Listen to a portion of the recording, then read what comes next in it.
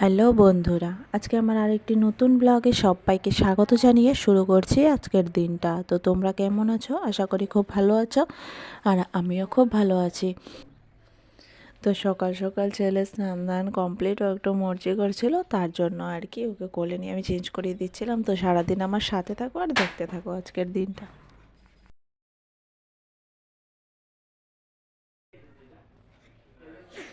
তো অনেক কষ্ট করে আমি ছেলেকে ঘুম পাতিয়ে দিয়েছি। ওর এটা ঘুমের টাইম না, তো ওর ঘুমের টাইম হলো 1:30 থেকে 2টো। তো এখন 11:30 কি 12টা বাজে। ওকে আমি যদি এখন ঘুম না পাড়াতাম, ও এতক্ষণ কাঁদতেই থাকতো। তার জন্য ওকে আমি ঘুম পাড়িয়ে দিয়েছি।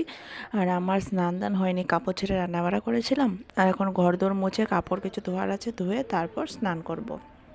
তো তার জন্য আমি যদি এখন স্নানে চলে যাই, ও ঘরে কান্নাকাটি করবে। তার জন্য এই তো ঘর মোছামুছি আমি করছি, ঘর মুছে তারপর আমি স্নানে যাব।